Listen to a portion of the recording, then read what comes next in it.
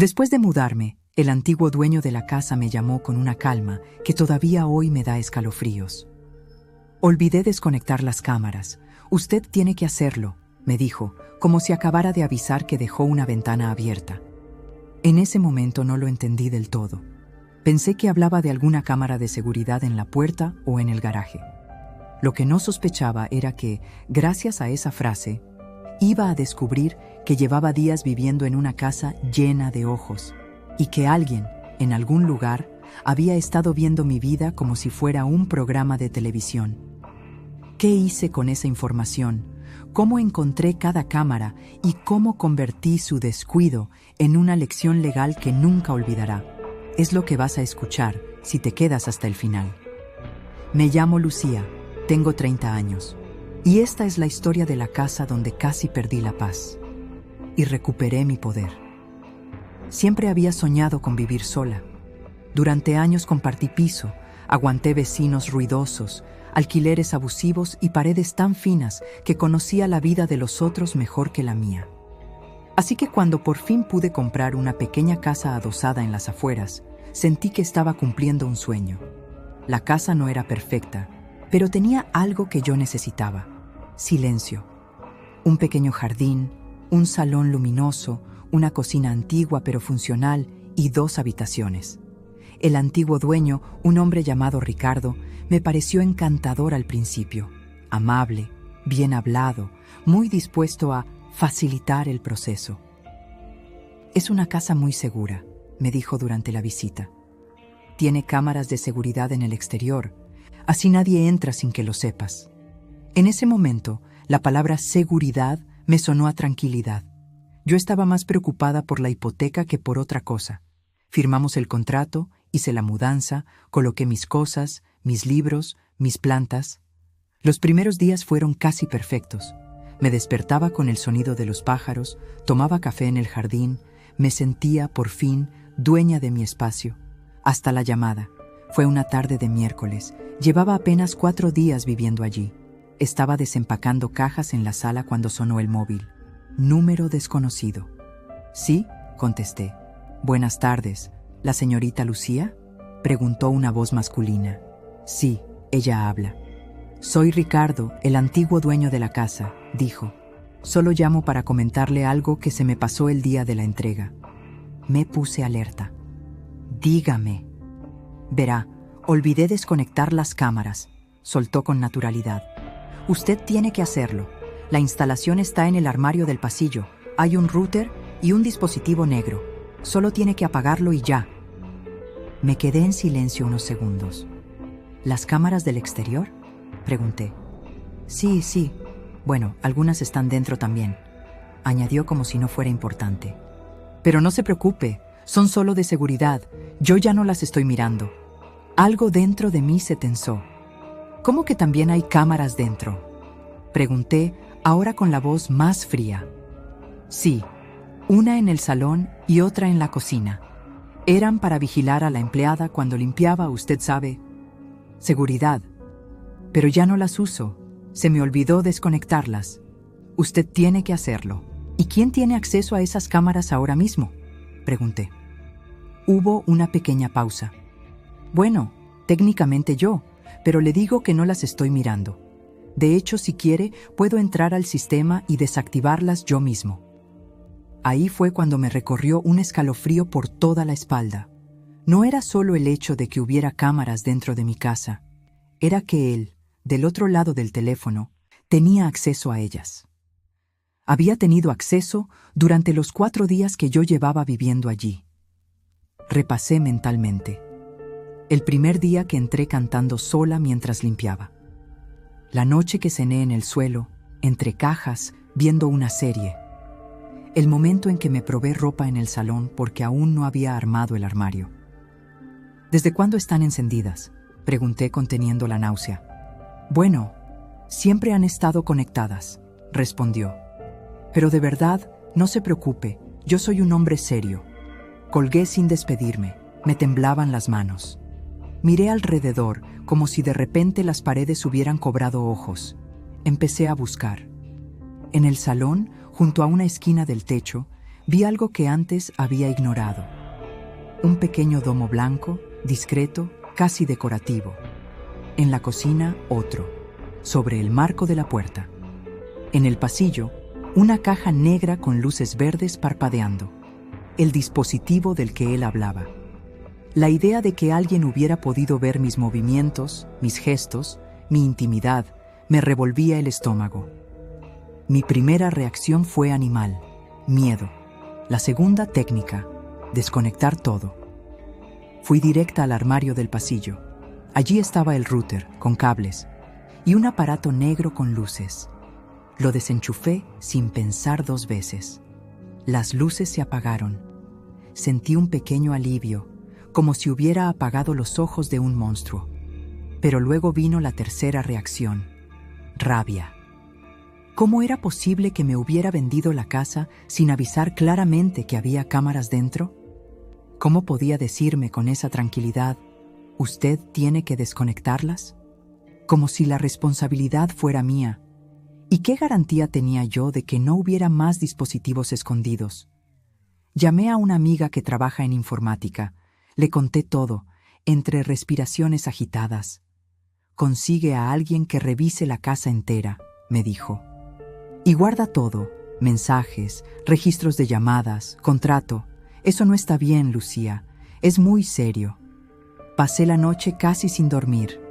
Cada sombra me parecía un lente. Cada rincón sin revisar, una amenaza. Al día siguiente, llamé a un técnico especializado en sistemas de seguridad. Necesito que revise toda la casa, le dije. Todo es todo. Paredes, enchufes, detectores de humo, lo que sea. Cuando llegó, con su maletín y su portátil, yo casi lloré de alivio. Él fue muy profesional. Recorrió cada habitación, revisó esquinas, techos, tomas, incluso lámparas. Encontró 4 cámaras, una en el salón, una en la cocina, una en el pasillo y una pequeña, casi imperceptible, en el marco de la entrada del dormitorio principal. «Esta no la vio, ¿verdad?», me dijo señalando la última. «No», susurré, sintiendo un nudo en la garganta. Todas estaban conectadas a este sistema central, explicó, mostrando el aparato que yo había desenchufado. Y este, a su vez, estaba vinculado a una cuenta externa, es decir, alguien podía acceder desde fuera, desde otro lugar, por internet. Mi corazón se apretó. ¿Podía ver en tiempo real? Sí. Y también, dependiendo de la configuración, grabar. Me senté. Sentí una mezcla de vulnerabilidad y furia difícil de explicar. ¿Puedes darme alguna información de la cuenta a la que se conectaban?, pregunté. Algo que sirva como prueba. Puedo sacar registros de configuración y dejar constancia técnica de que esto estaba activo cuando usted ya vivía aquí, dijo. Con eso, si quiere, puede ir a la policía o a un abogado. Y eso fue exactamente lo que hice. Primero hablé con un abogado. Le conté todo. La llamada, las cámaras, la revisión del técnico, el hecho de que nunca se me informó claramente de esa instalación, mucho menos de que seguía activa. Me dijo algo muy simple y muy contundente. Si alguien ha tenido acceso a cámaras dentro de su casa sin su consentimiento, estamos hablando de una invasión a la intimidad, como mínimo. Y si hay grabaciones, incluso puede ser un delito mayor. Con su ayuda, fuimos a denunciar. Presentamos informe del técnico, registros de la instalación, captura de la llamada que yo, por reflejo, había grabado después de que Ricardo insistiera en entrar al sistema para desactivarlas él mismo. La policía tomó nota. Abrieron una investigación. Mientras tanto, Ricardo seguía mandando mensajes. ¿Pudo desconectarlas?, escribió. Si quiere, paso un día a ayudarle. Tengo acceso al panel. Cada palabra suya era una confesión sin que él lo supiera. No le respondí. Todo lo reenviaba al abogado. Días después, recibí una citación para declarar formalmente. Ricardo también fue llamado. Se sorprendió. Dijo que todo era un malentendido, que nunca quiso espiarme, que las cámaras eran solo para seguridad, que simplemente se le olvidó desconectarlas. El técnico explicó, frente a la ley, que el sistema estaba activo, conectado a una cuenta a nombre de Ricardo, y que no había ningún aviso visible en la casa informando de la presencia de cámaras internas. Mi abogado habló de vulneración de la intimidad, de falta de transparencia en la venta, de riesgo para mi seguridad. Ricardo se defendió mal. Dijo que todo el mundo usa cámaras hoy en día, que yo era exagerada. Pero sus propias palabras lo delataban. Había tenido tiempo de sobra para desconectar el sistema antes de entregarme las llaves. No lo hizo. Tuvo tiempo para decirme claramente dónde estaban, qué grababan, qué conexión tenían. No lo hizo. Solo llamó cuando se dio cuenta de que, probablemente, yo ya estaba viviendo allí y de que él seguía pudiendo ver. La investigación reveló que el sistema había estado activo al menos una semana después de la firma, cuando ya la casa era legalmente mía. Eso fue clave. No voy a decir que se fue a la cárcel por esto, porque no fue así. Pero sí tuvo que enfrentarse a una sanción importante, tanto económica como legal. Además, mi abogado logró algo que me pareció justicia poética: una compensación económica por daños morales y una cláusula obligándolo a firmar un documento reconociendo que no guardaba ni usaría ninguna imagen mía tomada en esa casa. ¿Sí confío en esa firma? Lo suficiente como para seguir adelante, pero no tanto como para olvidar lo que pasó. Lo más importante no fue el dinero. Fue entender que yo tenía derecho a enfadarme, a poner límites, a no minimizar lo que había pasado. Mucha gente me decía, bueno, al menos lo dijo, podría no haber avisado. Quizás fue solo un descuido, no te lo tomes tan personal. Pero, ¿cómo no tomármelo personal? Se trataba de mi intimidad, mi cuerpo, mis gestos, mi vida cotidiana. No era un olvido como dejar una planta en el jardín, era dejar ojos encendidos. Después de todo esto, pedí al técnico que desmontara todo. Quitó las cámaras, los cables, el sistema. Cambié el router, cambié contraseñas. Revisé cada rincón de la casa hasta poder respirar tranquila. Luego empecé a reconstruir mi relación con ese espacio.